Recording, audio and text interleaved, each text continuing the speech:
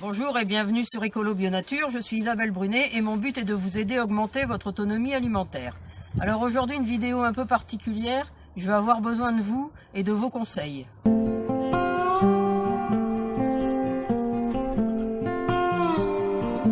Alors si vous suivez ma chaîne, vous savez que j'ai fait un abri bois. Là j'ai terminé la partie vitrée, enfin en tôle plastique, pour pouvoir faire mes semis à l'abri. Mais j'ai un problème avec ma cuve à eau. Or, vous savez que l'eau c'est très important, on est là le 1er mars et ça fait une quarantaine de jours qu'il n'a pas plu. Donc il faut vraiment faire des réserves d'eau. Et là j'avais donc une cuve pleine que j'avais réussi à conserver l'hiver. Et puis au mois de février, il y a eu des jours très très froids où il a gelé à facilement -5, -7. Et regardez ce qui s'est passé. La cuve s'est gonflée. Alors je sais pas si... Je vais peut-être prendre du recul pour que ça se voit. Vous voyez, elle a gelé dedans et elle s'est complètement déformée. Elle a cassé la palette qui était en dessous. Elle a cassé sa structure plastique également. Et elle est descendue. Parce que vous voyez les traces que l'on voit ici, c'était les endroits où se trouvait la ferraille en fait. Donc elle est vraiment descendue.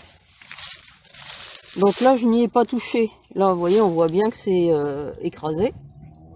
Là pour le moment je n'y ai pas touché. Je vais l'utiliser, j'ai récupéré l'eau. Donc je vais l'utiliser pour mes plantations. Mes problèmes, une fois qu'elle est vide, qu'est-ce que je peux faire? Parce que je voudrais quand même pas la perdre. Je voudrais pouvoir la réutiliser et je voudrais votre avis. Est-ce que vous pensez qu'il y a possibilité de lui refaire prendre forme à peu près?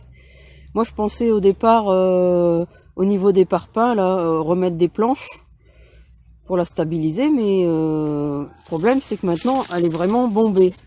Je vais prendre du recul pour vous montrer mieux. En passant des nouvelles de mes ronces. Alors une ronce tendre free.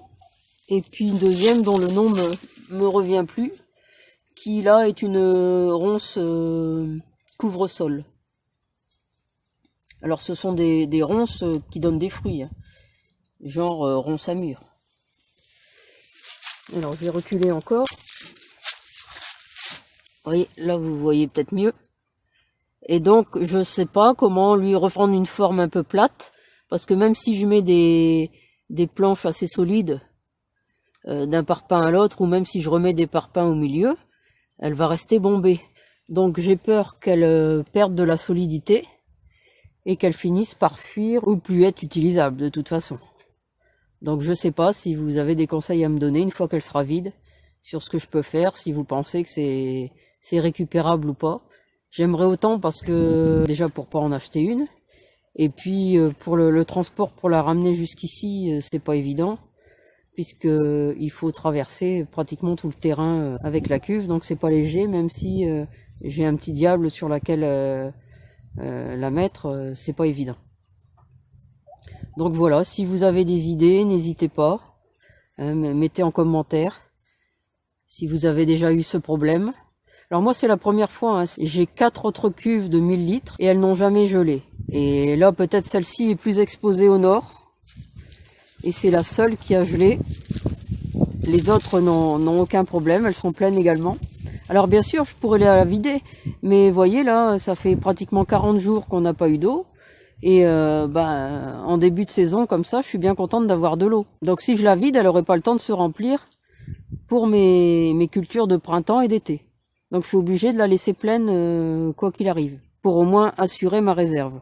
Et donc je sais pas, là peut-être parce qu'elle est plus orientée plein nord, hein. Là le nord est à peu près à ce niveau-ci, et donc elle prend peut-être les vents, peut-être quand il y aura plus d'arbres et d'arbustes ça ira mieux, mais là elle est peut-être plein vent, c'est peut-être pour ça qu'elle a gelé, ou bien elle était déjà d'un plastique moins solide que les autres que j'ai, donc je sais pas.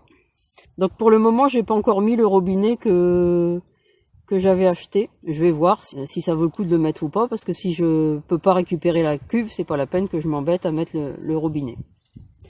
Donc voilà, je compte sur vous pour m'aider là. parce que je sais pas vraiment trop quoi faire. Et c'est dommage parce que là, cet abri bois est beau, il est bien terminé. Bon, maintenant je vais pouvoir attaquer la construction du deuxième. Et je voudrais pouvoir avoir une cuve fonctionnelle. Elle sera bien pratique là à côté de ma table de semis et de rempotage. Et puis elle me servira aussi à arroser cette partie du jardin qui est la clairière nourricière qui est là-bas au fond, et puis cette partie du jardin et cette partie où est aussi ma pépinière. Alors voilà, je compte sur vous pour vos conseils.